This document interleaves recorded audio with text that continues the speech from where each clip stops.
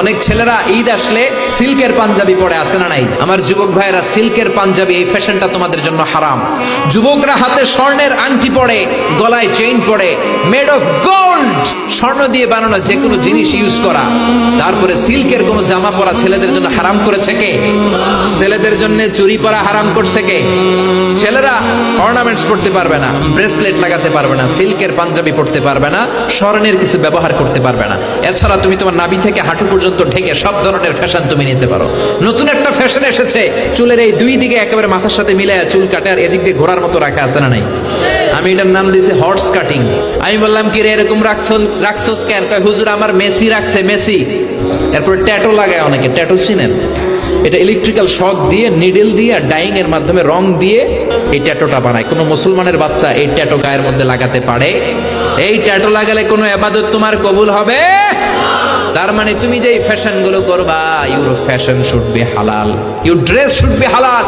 এই বিজাতিদের এই কালচার আসা যাবে না, বাংলাদেশে ঢুকানো যাবে না। বিশ্বনবী বলেছেন নাহা রাসূলুল্লাহ আনিল কাযাহ, কাযাহ করতে এই হেয়ার কাটটা নিতে বিশ্বনবী নিষেধ করেছেন। দুই দিকে চুল নাই, মাঝখানে ঘোরার মতো চুল।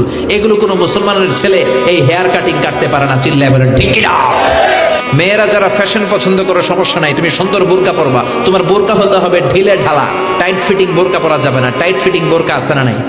বিষ্ণু বলেছেন কাসিয়াতুন আরিয়াত মাইলাতুন মুমিলাত, কিয়ামতের আগে বোরকাও পরবে, আবার দেহের সব অঙ্গ বোঝা যাবে। তার মানে এমন টাইট ফিটিং বোরকা, দূর থেকে দেহের সব উঁচু নিচু ভাঁজগুলো টের পাওয়া যায়। এরকম আছে না নাই?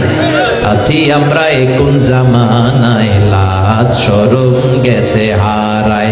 আছি আমরা কোন জামানায়, লাজ শরম গেছে হারায়। পাতলা শাড়ির বাহার পাখি, ড্রেস লেহেঙ্গা, পোশাক দেখে নারীর লাজে মরে যাই। হাই হাই, আছি আমরা কোন জামানায়, লাজ শরম গেছে হারায়। ঠিক না? লাজ শরমের বালাই নাই। মশারি কি পাতলা, এর চেয়েও পাতলা কাপড় পরে মেয়েরা ঘুরে আসে না নাই? এই জন্য ভাইয়েরা, বড় ভাইয়েরা, বাবারা, মেয়ে কোনো আবদার করলে সব আবদার শোনা যাবে? মেয়ে যদি আবদার করে বাবা আমারে পাখি ড্রেস কিনা দাও, দেয়া যাবে? জোরে বলেন। যেই পোশাকে তার পুরো দেহ কভার হবে না, ওই পোশাক নারী পরতে পারবে না। আবার অনেক মেয়ে ব্রু প্লাক করে, আসে না নাই? ব্রু প্লাকের ফ্যাশনটা হারাম। অনেক মেয়ে আলগা চুল লাগায় মাথায়, আসে না নাই? এটা ধোঁকাবাজি। অনেক পুরুষও আলগা চুল লাগায়, আপনারা জানেন? এটার বাংলায় বলে পরচুলা। কোন মেয়ে পাতলা পোশাক পরতে পারবে না। মেয়েদের পোশাক হবে ঢিলা, মেয়েদের পোশাক হবে মোটা। এই নিয়মগুলো মেনে ছেলে মেয়েরা যেই কোনো পোশাক পরো, যেই কোনো ফ্যাশন নাও, ওই ফ্যাশনের মধ্যে বরকত আছে না নাই? ইসলাম তো ফ্যাশন সচেতন। বিশ্বনবী নিজেও কসমেটিক্সের একটা বক্স রাখতেন সাথে, সুবহানাল্লাহ কইবেন না? অনেকে হাসে, আরে পুরুষরাও প্রসাধনী ইউজ করতে পারে। বিশ্বনবীর একটা চামড়ার তৈরি কসমেটিক্সের ব্যাগ থাকতো সাথে, এটার ভেতরে বিশ্বনবী 6টা জিনিস রাখতেন। কয়টা? কথা বলেন। 1 নম্বরে রাখতেন মেসওয়াক, 1 নম্বরে কি? 2 নম্বরে জাইতুনের তেল, 2 নম্বরে কি? 3 নম্বরে আতর, 3 নম্বরে কি? 4 নম্বরে চিরুনি, 5 নম্বরে হলো টুথপিক। টুথপিক চিনেন না খিলাইল চিনেন? হ্যাঁ, টুথপিক না খিলাইল? 6 নম্বরে সুরমাদানি।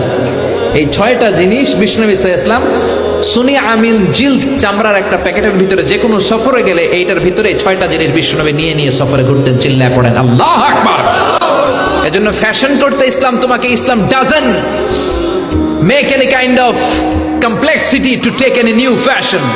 কোনো ফ্যাশন নিতে কোনো সমস্যা নাই, but your fashion should be হালাল।